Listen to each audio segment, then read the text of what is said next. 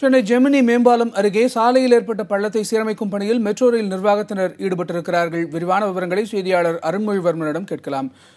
அருண், திங்கட்கிழமை காலை இது சகஜமாகவே போக்குவரத்து அதிகமாக காணப்படும் நேரம்.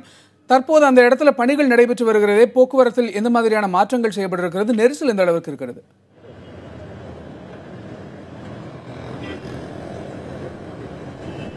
நேற்று மதியம் 2 மணி அளவுல அண்ணா சாலையில உள்ள அண்ணா மேம்பாலம் அருகே திடீர்னு மிகப்பெரிய பள்ளம் ஒன்று ஏற்பட்டது.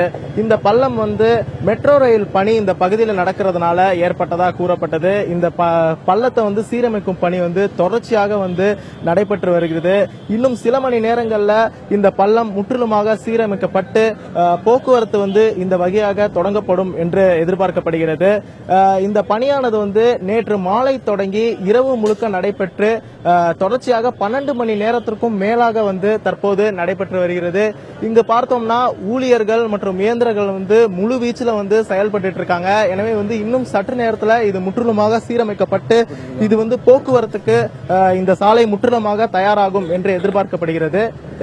இந்த சாலை சீரமைக்கப்படுறது சிமெண்ட் மற்றும் ஜல்லி கற்களான ஆன கலவைகளை அந்த பள்ளம் முழுவதும் நிரப்பி அதன் மேல் இரும்பு தகடுகளை பொருத்தி அந்த இரும்பு தகடுகள் ஒன்றோட ஒன்று இரும்பு கம்பிகளால வெல்டிங்கள் செஞ்சு இணைக்கப்பட்டு மிகவும் உறுதியான முறையில தயாராயிட்டு இருக்கு. இந்த கட்டுமானம் இன்னும் ஒரு 1.5 மணி நேரம் அல்லது 2 மணி நேரம் ஆகும் அப்படின்னு மெட்ரோ ரயில் தரப்புல தெரிவிக்கப்பட்டிருக்கு. இந்த கட்டுமானம் முழுமையாக முடிவடைந்த பிறகு ஒரு 2 மணி நேரம் வெயில்ல இது காய வைக்கப்பட்டு இந்த கட்டுமானம் உறுதியாக ஒரு நிலைப்பாடு அடைந்த பின்பு இது போக்குவரத்துக்கு அனுமதிக்கப்படும் என்று மெட்ரோ ரயில் தரப்பு நிர்வாகிகள் தெரிவித்திருக்காங்க.